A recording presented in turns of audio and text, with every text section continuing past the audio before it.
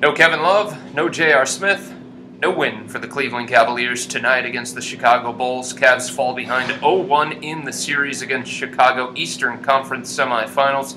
Chris Fedor, Joe Vardon, Chris Haynes to recap this one. Guys, 99-92 the final. Cavs get off to a slow start. They trail by 12 at the end of the first quarter. Chris, if you have to sum up this one, how would you sum it up? It's difficult. It's very difficult because they made some runs throughout the course of the game, got back in there, showed some fight, but I definitely think that concern David Blatt was talking about going into the game, I think that showed itself in the first quarter. I believe I said that. I said that first quarter, I think we're going to be able to tell and see what this team is about, what this team is made of, if this is going to linger on from that long layoff. And it definitely did. It took them a while. Shump, it was a Joakim Noah played Shump in the first quarter.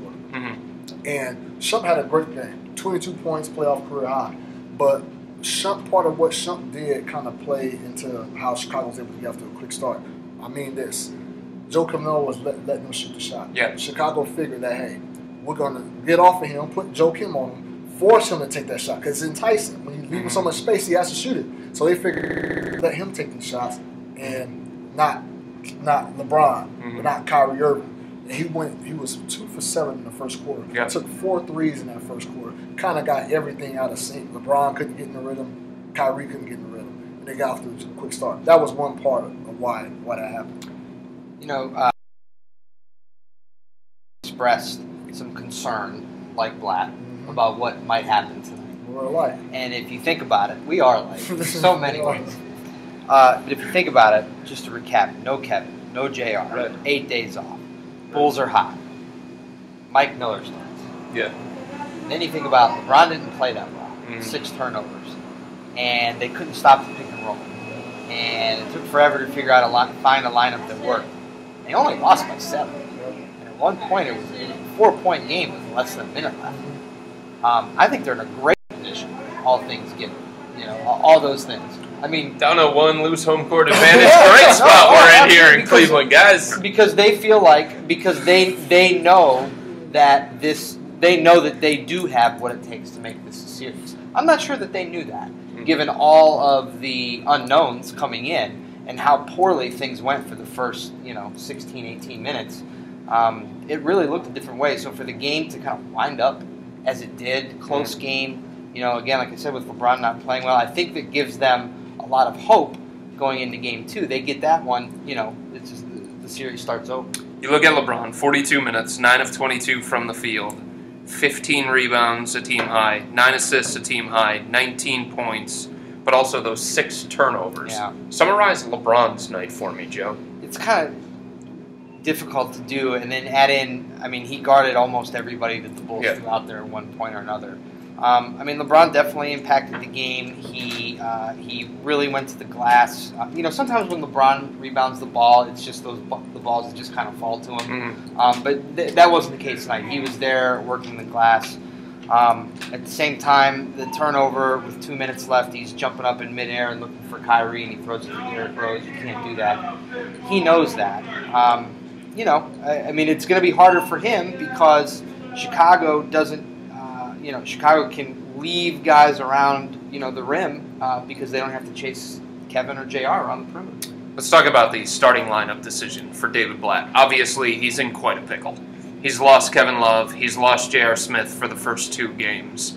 We're talking about 2 of the 5 best three-point shooters that the Cavs have. And David Blatt has talked all season long, guys, about floor spacing and how much he values that. So he turns to Mike Miller in the starting lineup along with Shumpert. You mentioned Shumpert. Great game from him. Very good contributions throughout. Mike Miller, on the other hand, that was a lineup decision for David Blatt that really blew up in his face. Mike Miller did not give the Cavs anything tonight, Chris.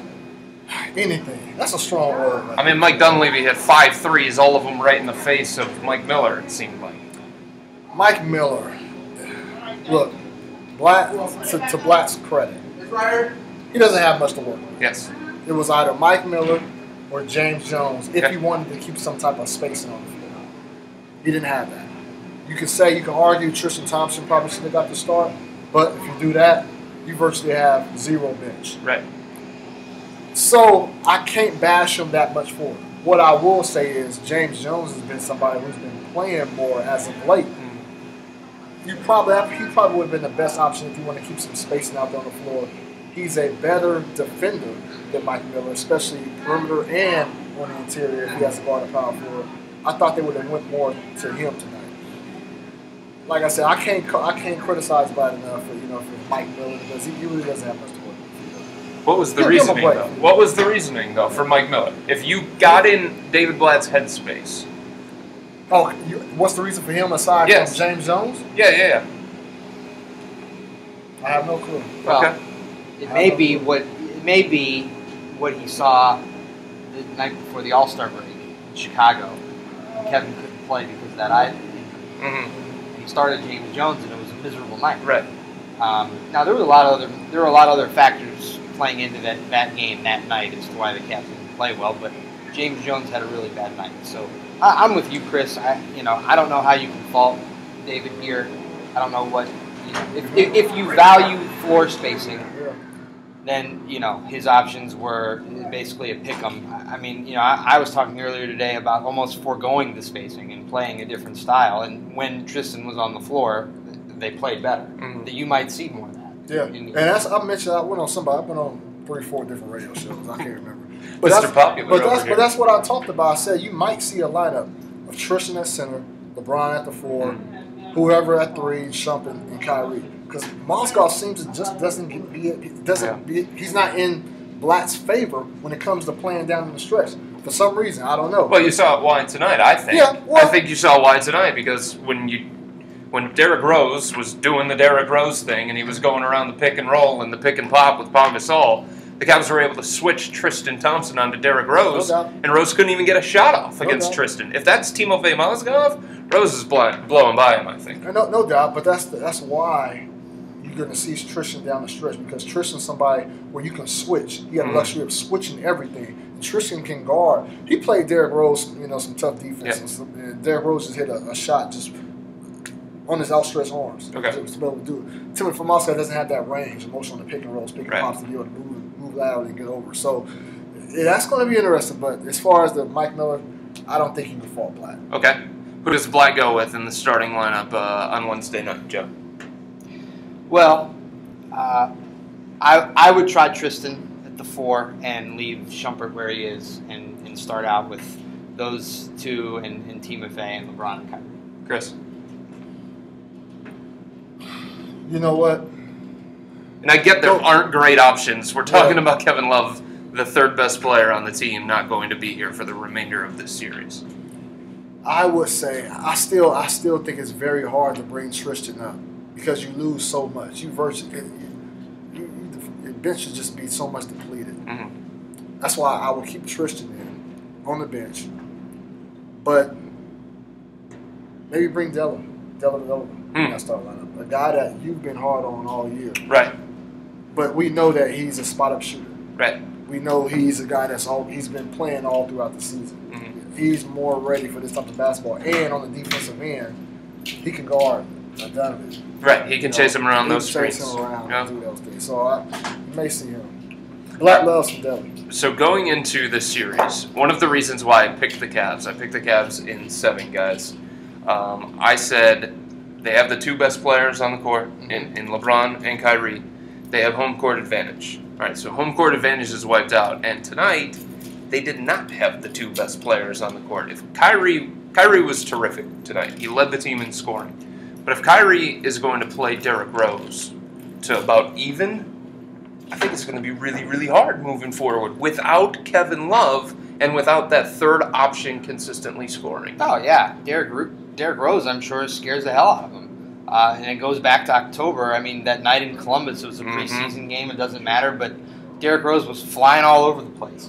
And, you thought then that you see him in a playoff series, that's really hard to deal with. And, you go through all the trials and tribulations that Rose went through this year, and all of a sudden we're in May, and it's game 1, and Derrick Rose is the Rose of 2011 almost. That's a scary thought.